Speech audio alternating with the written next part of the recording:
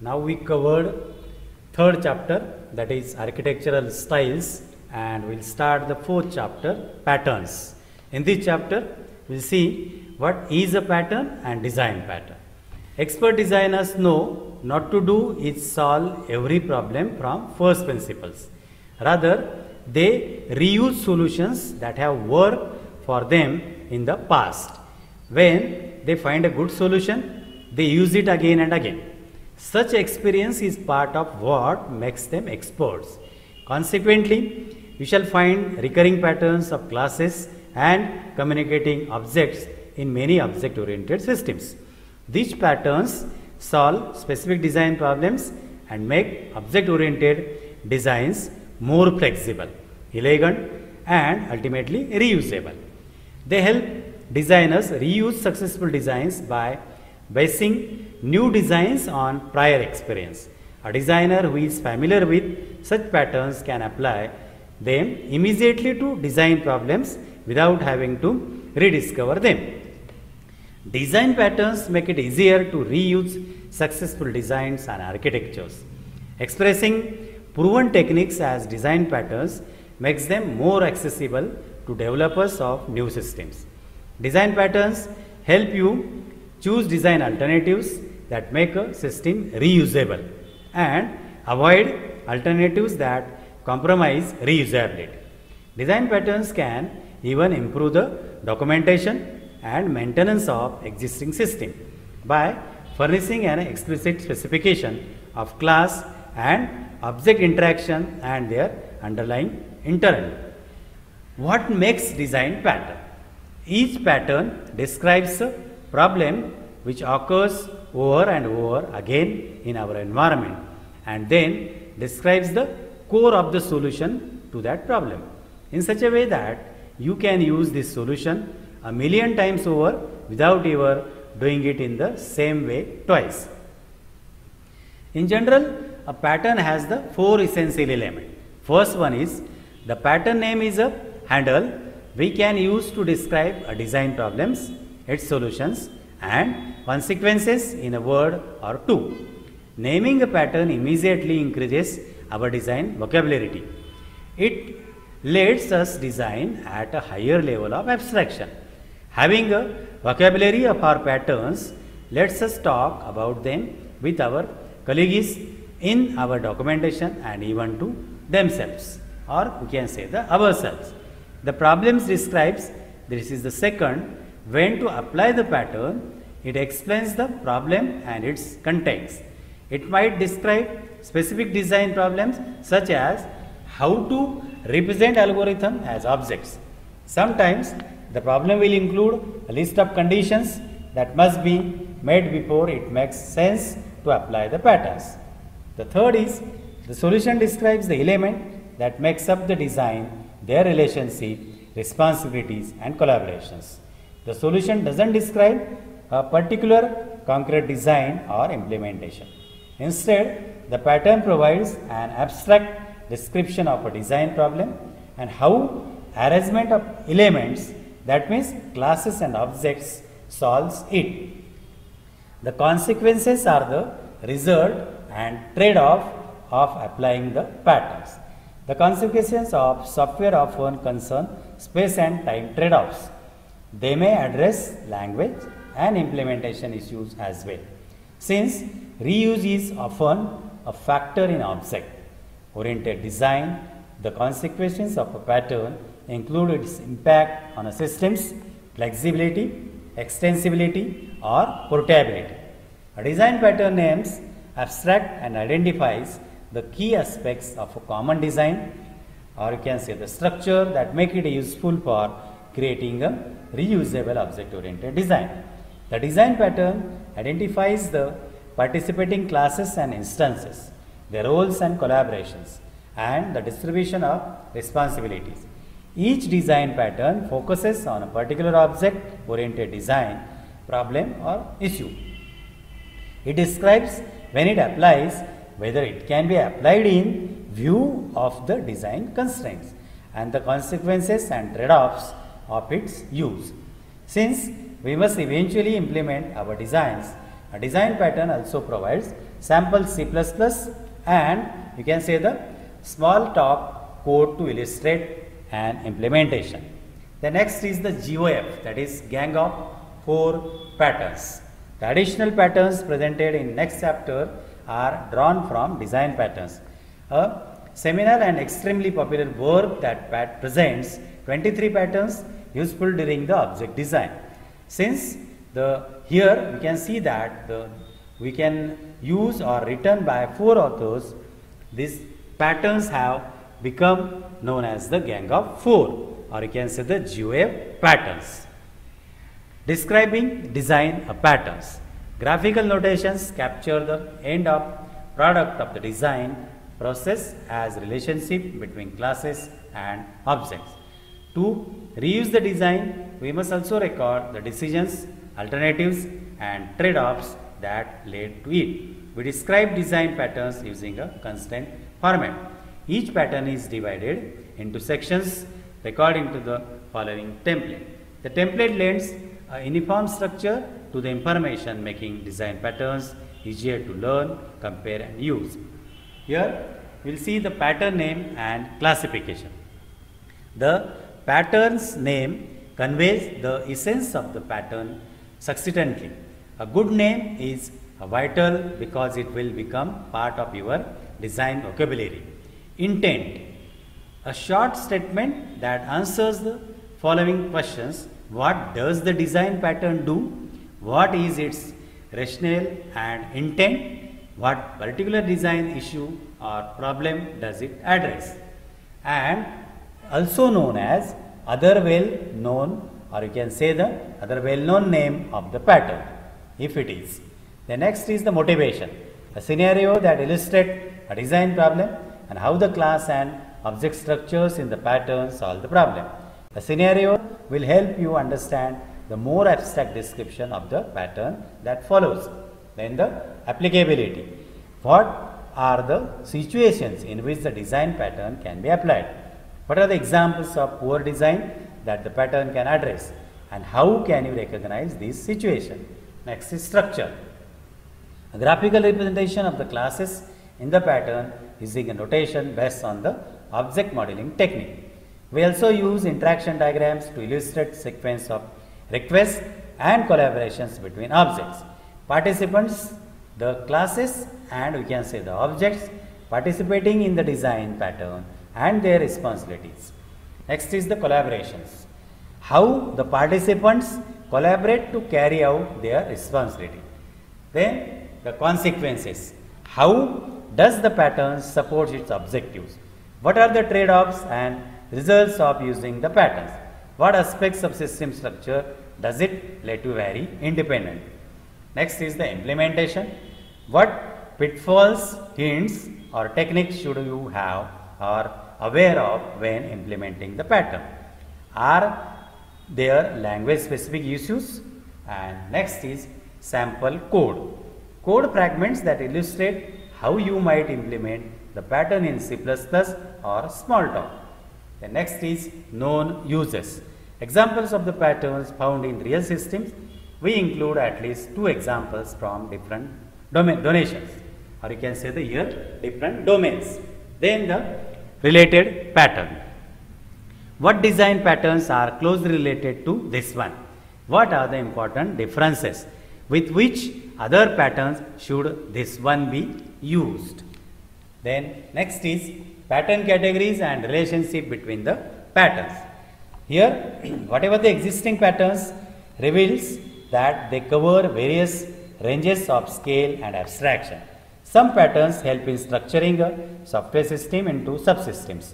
Other patterns support the refinement of subsystems and components or the relationship between them. Further, patterns help in implementing particular design aspects in a specific programming language.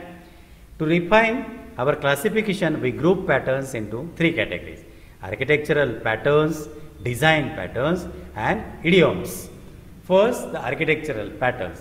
An architectural patterns expresses a fundamental structural organization scheme for software systems. It provides a set of predefined subsystems. Specific or it specify their responsibilities and includes rules and guidelines for organizing and relationship between them. Architectural patterns are templates for concrete software architecture.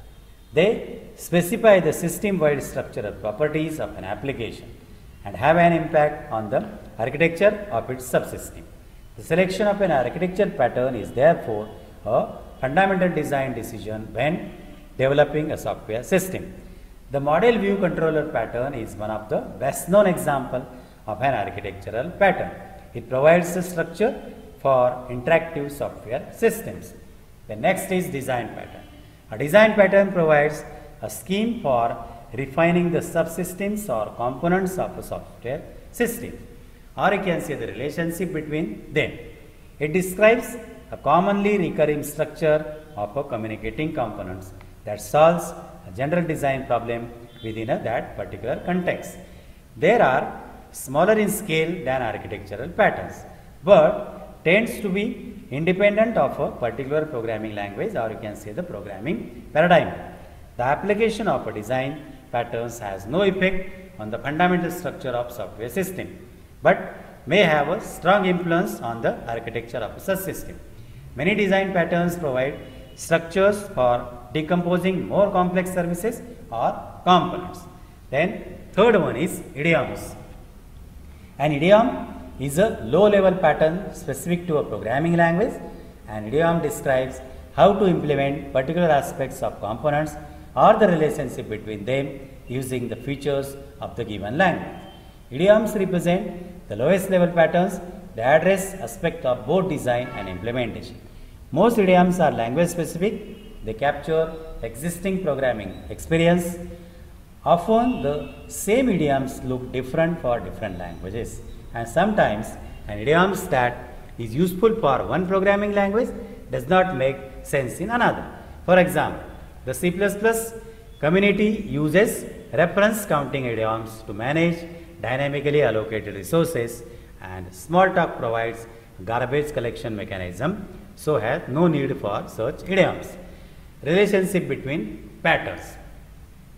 There are three kinds of relationship: refinement, variants and combinations, which help in using pattern effectively. Refinement support the implementation of a pattern, combinations help compose complex design structure, and variants help when selecting the right pattern in a given design situation. Here we see refinement of the model view controller patterns. A pattern solves particular problem, but its application may raise new problems. Some of them can be solved by other patterns, single components or relationship. Inside a particular pattern, many therefore be described by small patterns, or you can say the smaller patterns, all of them integrated by the larger pattern in which they are contained. The model view controller pattern separates core functionality from human computer interaction to provide adaptable user interface. However, applying this pattern introduces a new problem. Views and sometimes even controllers depend on the state of the model. The consistency between them must be mentioned. Whenever the state of the model changes, we must update all its dependent views and controllers. However, we must not lose the ability to change the user interface. The observer pattern helps us to solve the problem. The model embodies the rules of the subject, while views and controllers play the role of observers. Most patterns for software architecture raise problems that can be solved by smaller patterns. Each pattern depends on the smaller patterns it contains and on the larger patterns in which it is contained. The document view variant of the model view controller pattern. A pattern may also be a variant of another. From a general perspective, a pattern and its variants describe solutions to very similar problems. These problems usually vary in some of the forces involved rather than in general character. This is illustrated in the, we'll see some examples for this. Transparent peer-to-peer inter-process communication. Patterns can also combine in more complex structure at the same level of abstraction. This happens when your original problem includes more forces that can be balanced by a single pattern. In this case, applying several patterns can solve the problem. Each pattern resolves a particular suspect, or you can say it's a subset of forces.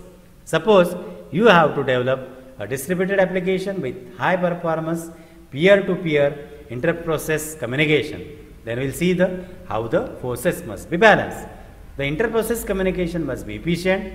Spending time searching for the location of remote servers is undesirable.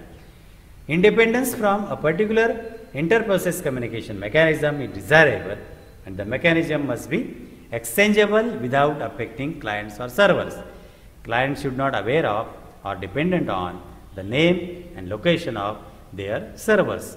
Instead, they should communicate with each other as if they were in the same process. And this problem cannot be solved by any single pattern in isolation, but two patterns in combination can achieve this. The forwarder-receiver pattern, that is the 307, resolves the first and second force. It offers a general interface for sending and receiving messages and data across process boundaries. The pattern hides the details of the concrete inter-process communication mechanism. Replacing this mechanism only affects the forwarders and receivers of the system. In addition, these patterns offer a name to address mapping for servers. Organizing the catalogs. We'll see some points here. Abstract factory. It provides an interface for creating families, or you can say the families of related or dependent objects without specifying their concrete classes. Next is adapter. Convert the interface of a class into another interface client expect. Adapter lets classes work together that couldn't otherwise because of incompatible interfaces. Next is bridge. Decouple an abstraction from its implementation so that the two can vary independently. Then the builder. Separate the construction of a complex object from its representation so that the same construction process can create different representation. The next is chain of responsibility. Avoid coupling the sender of a request to its receiver by giving more than one object a chance to handle the request. Chain the receiving objects and pass the request among, or you can say pass the request along the chain until the object handles it. Next is the command.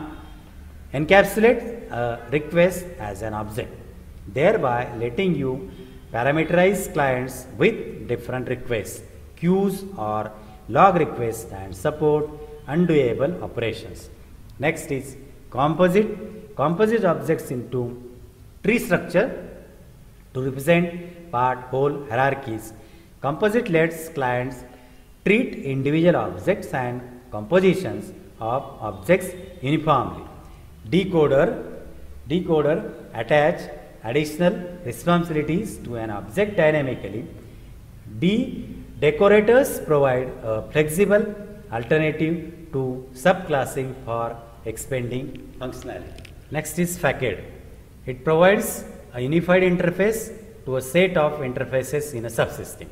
Facade defines a higher level interface that makes the subsystem easier to use. The next is the factory method. It defines an interface for creating an object, but lets subclasses decide which class to instantiate. Factory method lets a class defer instantiation to subclasses. Next is flybit. Use sharing support large number of fine grained object efficiently. The next is interpreter. Given a language, define a representation for its grammar along with an interpreter that uses the representation to interpret sentences in the language. Next is the iterator. Here, iterator provide a way to access the elements of an aggregate object sequentially without exposing its underlying representation. Next is the mediator. It defines an object that encapsulates how a set of objects interact. Mediator promotes loose coupling by keeping objects from referring to each other explicitly. and it lets you vary their interaction independently. The next is the memento. Here, it without violating encapsulation, capture and externalize an object internal state so that the object can be restored to this state later. Next is the observer. It defines a one-to-many dependency between objects so that when one object changes state, all its dependents are notified and updated automatically. Next is the prototype. Specify the kind of objects to create using a prototypical instance and create new objects by copying this prototype. Then next is the proxy. It provides a surrogate or placeholder for another object to control access to it. Next is the singleton. Ensures a class has only one instance and provide a global point of access to it. Next is the state. Allow an object to alter its behavior when its internal state changes. The object will appear to change its classes. Next is the strategy. It defines a family of algorithms, encapsulate each one and makes them interchangeable. Strategy lets the algorithm vary independently from clients that use it. And next is the template method. Defines the skeleton of an algorithm in an operation deferring some steps to subclasses. Template method lets subclasses redefine certain steps of an algorithm without changing the algorithm structure. Next is visitor. Represent an operation to be performed on the elements of an object structure. Visitor lets you define a new operation without changing the classes of the elements on which it operates. Next point is how design patterns solve design problems, in which we will see finding appropriate objects. The hard part about object-oriented design is decomposing a system into objects. The task is difficult because many factors come into play: encapsulation, dependency, granularity, flexibility, performance, evaluation, reusability, and so many. They all influence the decomposition, often in conflicting ways. Object-oriented design methodologies favor many different approaches. You can write a problem statement, single out the nouns and verbs, and create corresponding classes and operations. Or you can focus on the collaborations and responsibilities in your system. Or you can model the real world and translate the objects found during analysis into design. There will always be disagreement on which approach is best. Next is determining object granularity. Objects can vary tremendously in size and number. They can represent everything down to the hardware or all the way up to entire application. How do we decide what should be an object? Design patterns address these issues as well. The facade pattern describes how to represent complete subsystems as objects, and the pivot patterns describe how to support huge numbers of objects at the finest granularities. Other design patterns describe specific ways of decomposing an object into smaller objects. Abstract factory and builder yield objects whose only responsibilities are creating other objects. Visitors and commands yield objects whose only responsibilities are to implement a request on another object or group of objects. Next is specifying object interfaces. Interfaces are fundamental in object-oriented systems. Objects are known only through their interfaces. There is no way to know anything about an object or to ask it to do anything without going through its interfaces. An object interface it says nothing about its implementation. Difficult objects are free to implement requests differently. That means two objects having completely different implementation can have identical interfaces. Design patterns help you define interfaces by identifying their key elements and the kinds of data that get sent across an interface. A design pattern might also tell you what not to put in the interface and Memento pattern is good example. It describes how to encapsulate and save the integral, or you can say the internal state of an object, so that the object can be restored so that state later. We will see patterns and software architectures. An important criteria for the success of patterns is how well they meet the objectives of software engineering. Patterns must support the development, maintenance and evaluation of complex large-scale systems. They must also support effective industrial software production, otherwise they remain just an interesting intellectual concept but useless for constructing software. Patterns as mental building blocks. Patterns are useful mental building blocks for dealing with limited and specific design aspects when developing a software system. Patterns therefore addresses an important objective of software architecture, the construction of specific software architecture with defined properties. Patterns effectively complement these general problem independent architectural techniques with specific problems oriented ones. Note that patterns do not make existing approaches to software architecture obsolete, or you can say that instead they fill a gap that is not covered by the existing techniques. Next is constructing heterogeneous architectures. A single pattern cannot enable the detailed construction of complete software architecture. It just helps you design one aspect of your application. To meet the needs of software architecture in the large, we need a rich set of patterns that must cover many different design problems. The more patterns that are available, the more design problems that can be addressed appropriately, and the more we are supported in constructing software architecture with defined property. On the other hand, the more patterns that are available, the harder it is to achieve and overview the problem. To use pattern effectively, we therefore need to organize them into pattern systems. A pattern system describes patterns uniformly, classifies them, and most importantly, shows how they are interwoven with each other. Pattern systems also help you to find the right patterns to solve a problem or to identify alternative solution to you. This is in contrast to a pattern catalog, where each pattern is described more or less in isolation from other patterns. Pattern systems help us to use the power that the entirety of pattern provides. Pattern versus methods. Here, a good pattern description also includes guidelines for its implementation that you can consider as a micro method for creating the solution to a specific problem.